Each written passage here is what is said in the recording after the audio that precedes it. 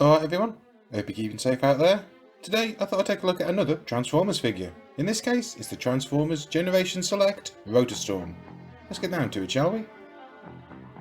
I managed to pick this fella up from In-Demand Toys. He's currently out of stock there at the moment, but it's always worth checking them out. They've got great things on offer. Just like the other figures in the Generation Selects line, Rotorstorm here is actually a repaint. In this case, he's a repaint of the Siege Spinster, and lucky for me, I've already reviewed that figure. So, third time's the charm. Let's play about that review, shall we?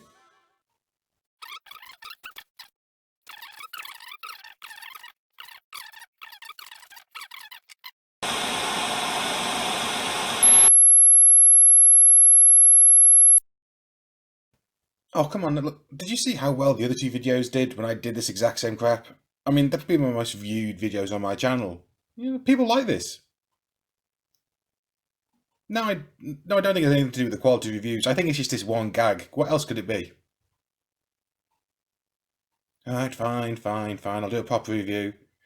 It's the last repaint I've got anyway, so yeah, might as well. The character of Rotorstorm here actually comes out of that weird decade we like to call the 90s. He was one of those European exclusive Turbo Masters that I actually had a lot of as a child. I actually had his original figure, and I loved it, even though it was battered to crap.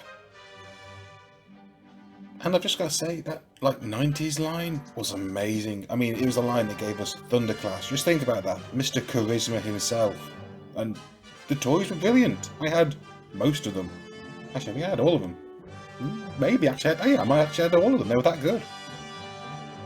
Most recently, as in within the last 10 years or so, Rotorstorm appeared in IDW's Last Stand of the Wreckers. He was actually good in the book, but the book itself is really dark, and yeah, he didn't last very long. He went out brilliantly, but oh, not the end I'd wish for, lad.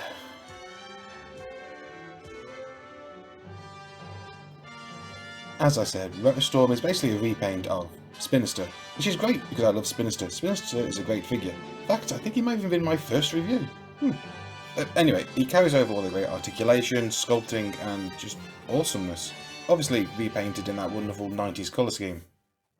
Oddly, when Hasbro first showed off the press shots for this figure, he basically had a repainted version of Spinster's head, which confused a lot of fans because, yeah, he hasn't got an iconic Optimus bounce, but he hasn't got Spinster's head. Spinster's head itself is iconic.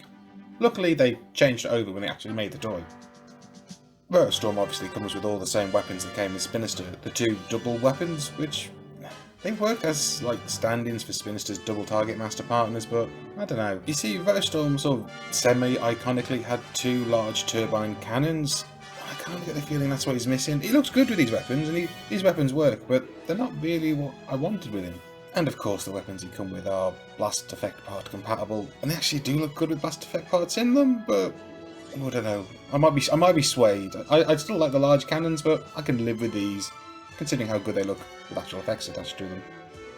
If all else fails, I might just repaint a couple of Cliff Jumper's cannons, because they actually look quite good in his hands, and they're about the right sort of cannon shape, so yeah, job's a good one. And of course it goes without saying, being a repaint of a Siege figure, he's got all those little spots on him so you can stick blast effects to make it look like he's being shot. Ironically, there isn't one in the middle of his forehead. They missed a trick there, didn't they? Rotorstorm is an average sized deluxe, which is fine with me. He was a large toy originally, his original version was maybe a leader class figure nowadays, but putting him with some other Autobots, admittedly these are some short ones, I should have got some bigger sized ones, but put him with other Autobots, he looks fine. Rotorstorm's alt mode is unsurprisingly a helicopter. It's not the same sort of helicopter as his original toy, but it kind of is. The back fins are different, the back tail rotors are different. That's the only real difference, and I don't know. I love this toy, but I hate transforming into vehicle mode because I can never quite get the fake bottom cockpit to line up, but that's not his fault. And of course you can equip Rotorstorm's vehicle mode with all the same weapons you can in robot mode, and they actually look quite good equipped to him. They make him look like a heavily armed military helicopter, which, for a wrecker, or a, whatever you want to call him, a Turbo Master in G1, suits him. You can of course also equip Rotorstorm with whatever Battle Master you like, so in this case, give him a big hammer, have him kick the crap out of Starscream, and, he looks good. Look at him, he actually looks good with it. I actually am surprised how good he looks with the hammer. I might have to get another hammer and repaint it in pink or blue, just to go with him. I mean, I can't lie, I kind of want the other Turbo Masters made into modern toys. I mean, they're pretty easy. I mean, okay, for example, Scorch. Just use the Siege Hand mould. You know, Bob's your uncle, that'd look great.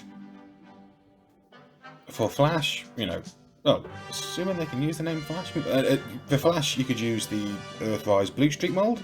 That'd be a good mould for it. For Hurricane, maybe reuse the Siege Sideswipe / Red Alert mould.